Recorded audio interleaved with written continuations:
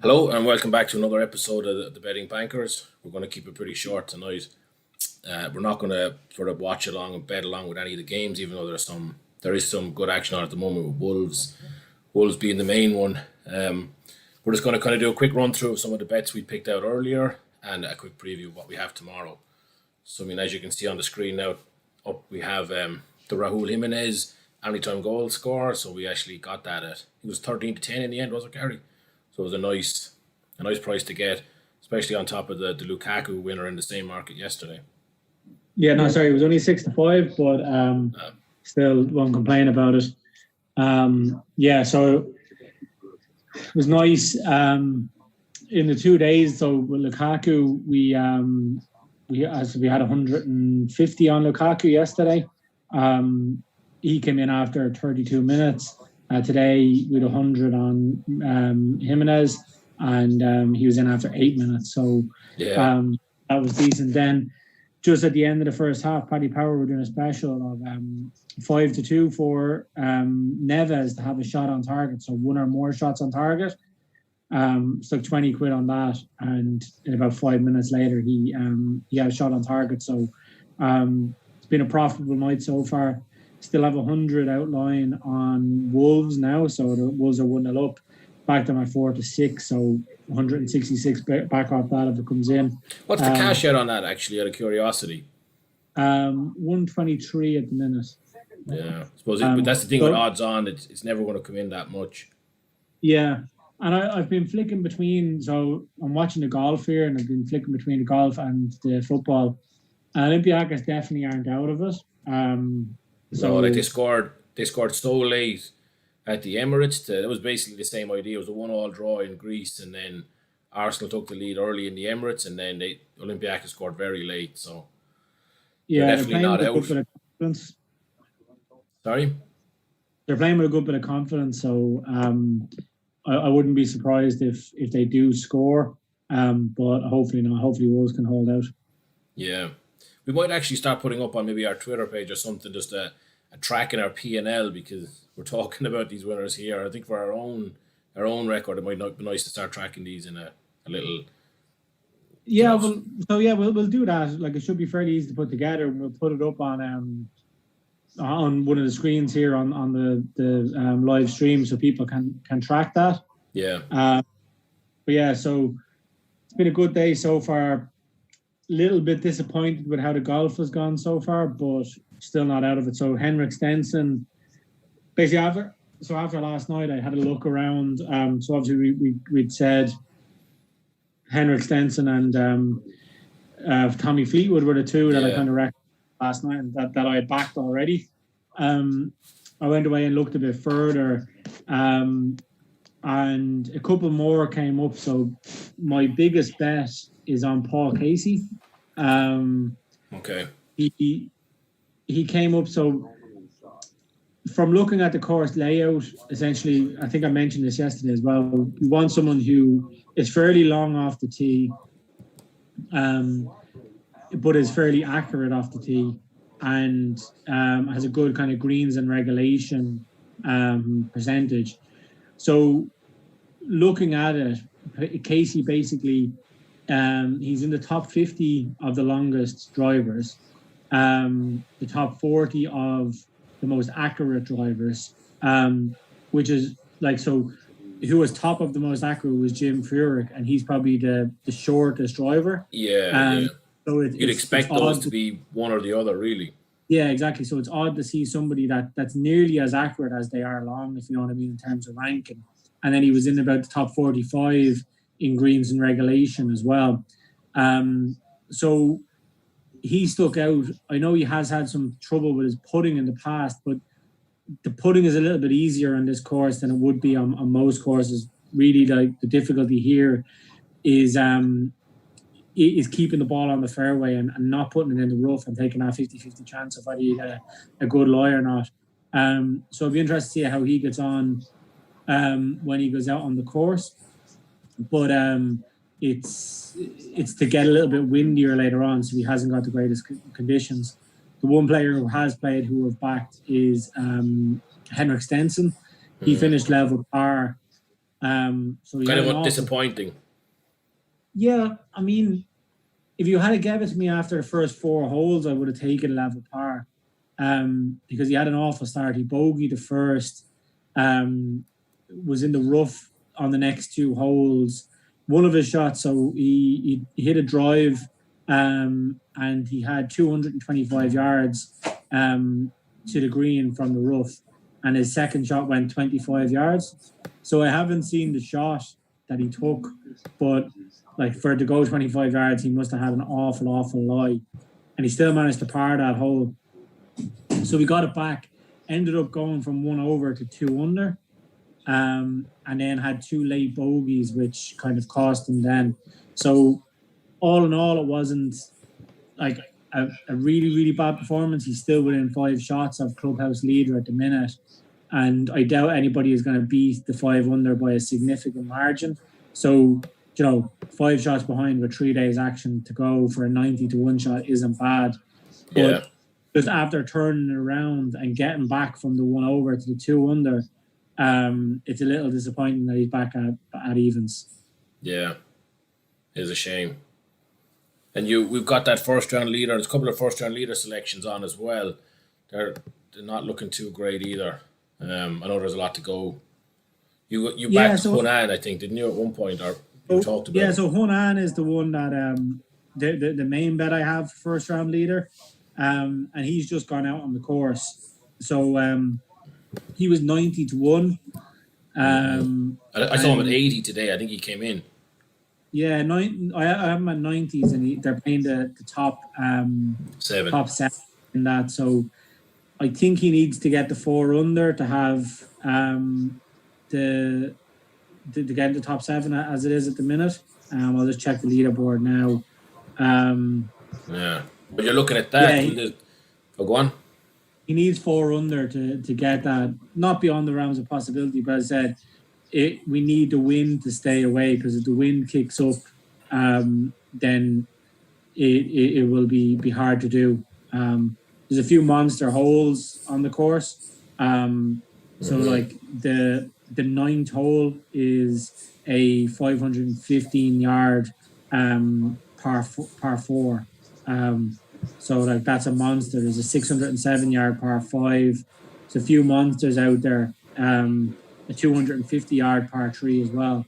So if the wind just does get up and it's blowing in the wrong direction, it's going to make those holes particularly hard. Yeah. And then tomorrow we've got the Champions League is back. It's such a strange feeling to be sitting here in August looking at the Champions League.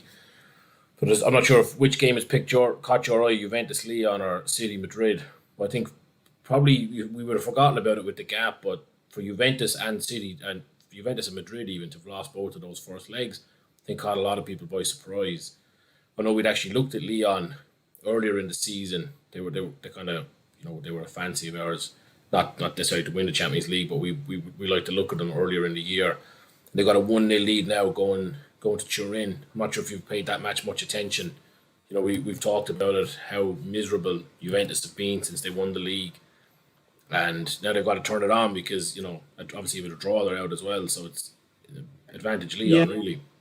So, like, I haven't looked at the match in much detail, but I did think that 13-2 on Lyon was a massive price. Now, obviously, as I said, they don't really need to win. They can sit back. But they played PSG 2 weeks ago in the French Cup final.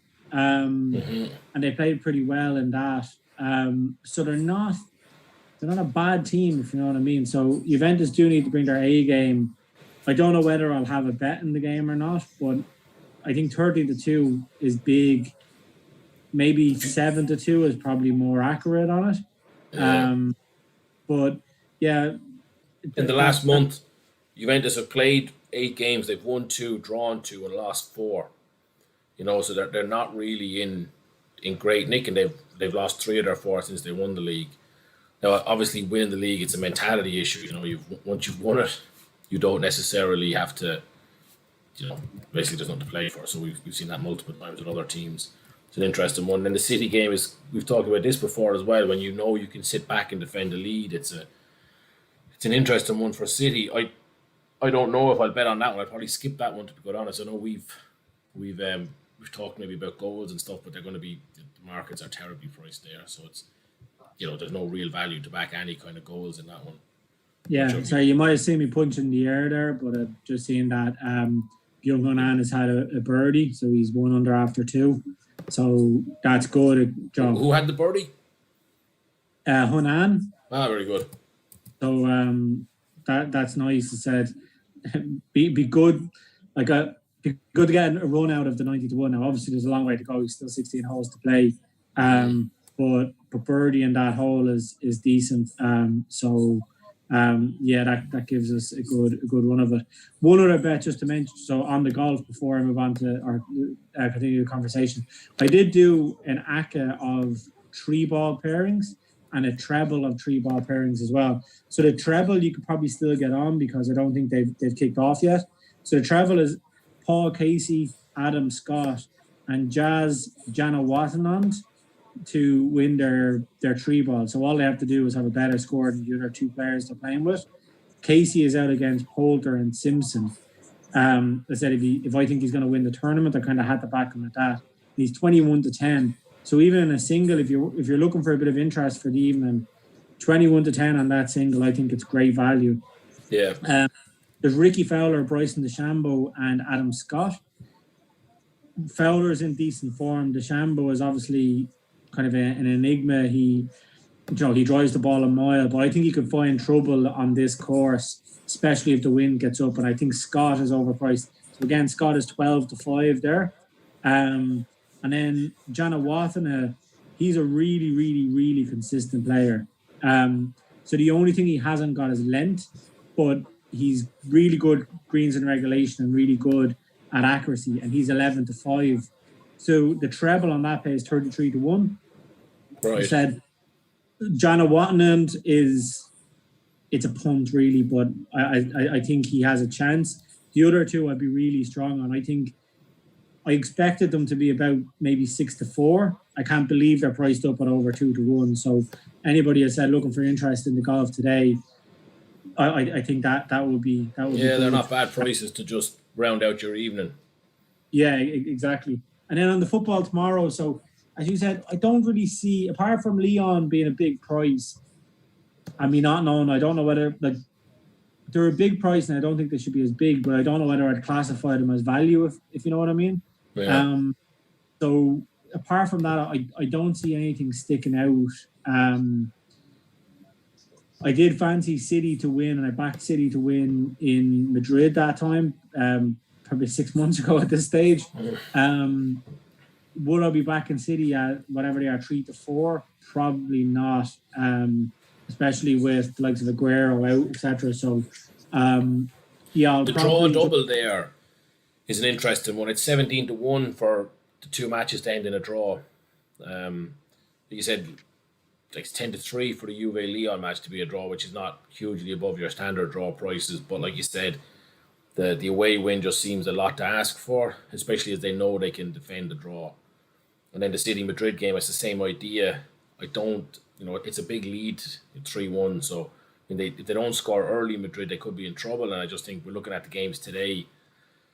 A lot of the matches are ending with 1 goal or no goals in the difference, and it's just, I know the Sevilla-Roma one was 2-0, but otherwise they're fairly close affair. So I think 17 to 1 on 2 draws there is definitely something I might consider. Stick a fiver on that's going to pay what? Can't do the maths now, but 65. Yeah. Sorry, go on. No, I was going to say it definitely sounds good.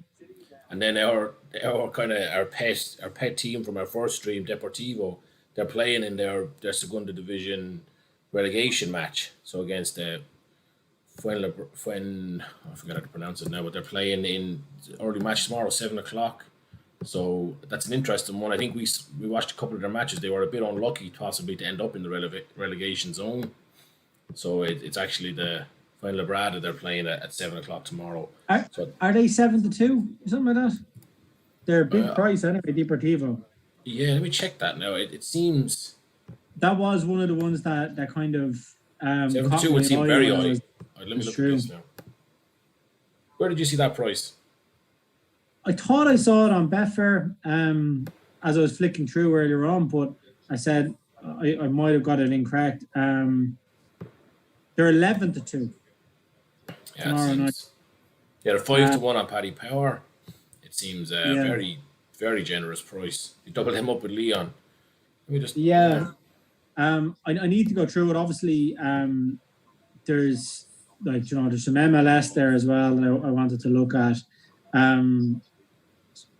So yeah, I need to go through it. So that's just a game in lieu. So every other team has played 42 games, and Deportivo and Fuenlabrada have played 41. Fuenlabrada, they're way further up the table than Deportivo, but they're playing for promotion playoffs. So with that, they could get into the promotion playoff spots. And Deportivo are playing to get out of the relegation spots. So, well, actually, they won't.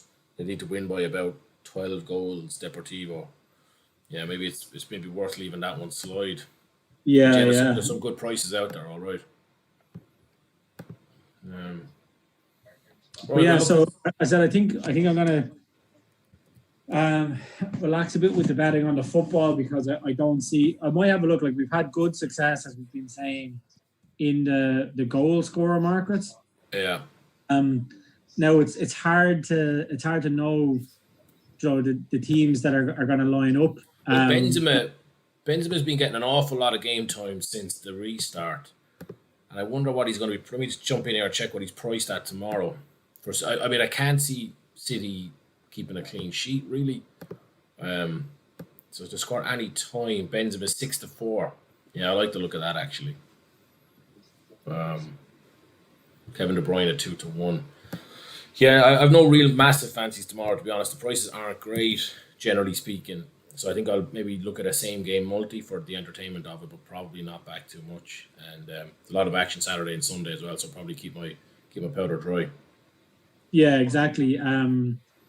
It's been a fairly quiet week on the horses. I've kind of had half fancies here and there, but nothing was really sticking out. Nothing really sticks out tomorrow, but as I mentioned, probably at the start of the week, there is kind of a big card at Ascot, another decent card at Haydock, and a decent card at Newmarket. So there's some group action at Newmarket and I think at Haydock as well. So yeah, it's I'll probably be saving my money for the horses at the weekend, and then just in case the golf. So my golfers that I have backed in the end, I've 4 backed overall winner. So I've Tommy Fleetwood, I've Gary Woodland, I've Paul Casey, and I've Henrik Stenson. So they're the 4 I have. European heavy. Yeah, it is. Yeah, Woodland's the only American in there, but only one of them has played so far. So Stenson's played. I said he's 5 behind.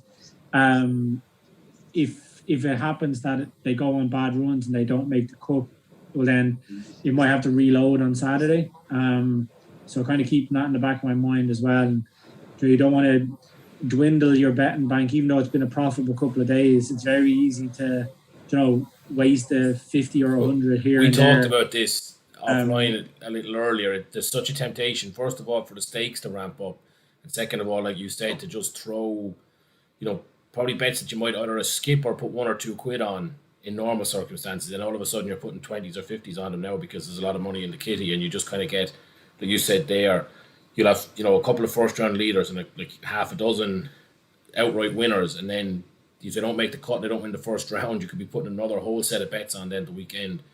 It's easy to get carried away. Yeah, because you want to be going into Sunday with an interest, that way. So if I do get knocked by the bets I have on, well then I'll definitely reload on Saturday. But I'm confident enough that if the wind doesn't get up today, like I think Casey and Fleetwood should handle the course well. So yeah, I'm confident, but I also be a bit wary. You need to quietly confident. And money the bank kept hold. Yeah. Well, look, we'll wrap it up there anyway. There's a lot of action to come this weekend, so we'll be back on air soon with some updates on those. If not the Champions League tomorrow, but certainly the golf and the racing on Saturday and Sunday. So let us know if you've backed any of these or you've got any different thoughts on them. We'll gladly discuss whatever wagers you've put on. And we'll see you soon. So